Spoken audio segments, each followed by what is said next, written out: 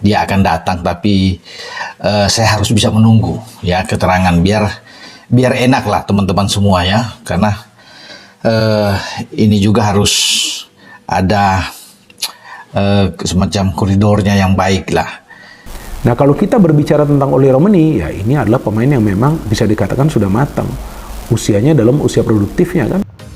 Kehadiran seorang penyerang dengan kualitas teknis dan taktis yang baik seperti Romeni diharapkan dapat memberikan kontribusi yang besar dalam meningkatkan efektivitas lini serang Indonesia.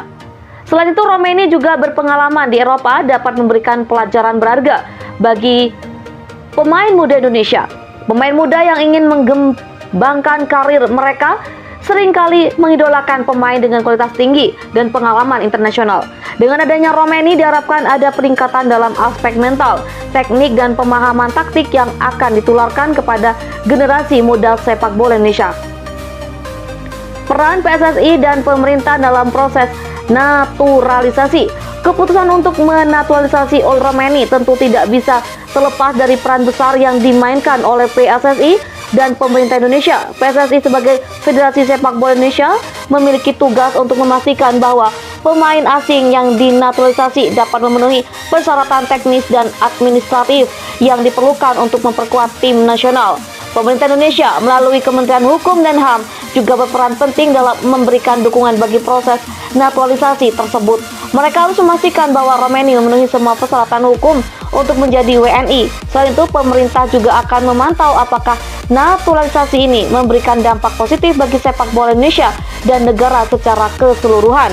Tentu saja, proses ini melibatkan berbagai pihak yang bekerja sama untuk memastikan bahwa Romeni dapat menjadi bagian dari tim nasional Indonesia tanpa ada masalah administratif atau hukum yang menghambat. Meskipun demikian, hal ini menunjukkan keseriusan Indonesia dalam berinvestasi untuk meningkatkan kualitas sepak bola nasional.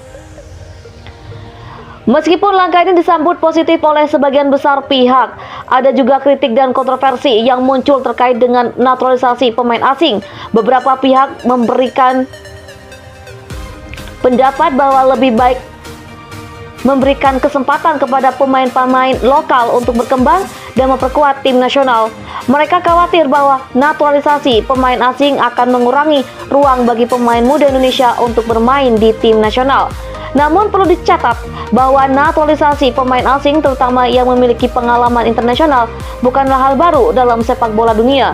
Banyak negara yang telah melakukan hal serupa untuk meningkatkan kekuatan tim nasional mereka. Sebagai contoh, timnas Jepang dan Australia juga sering mengandalkan pemain yang dilahirkan di luar negeri untuk memperkuat tim mereka. Selain itu, tantangan terbesar yang dihadapi oleh Romeni dan PSSI adalah bagaimana cara mengintegrasikan Romeni ke dalam tim dengan cepat, mengingat perbedaan dan gaya bermain antara Indonesia dan Eropa.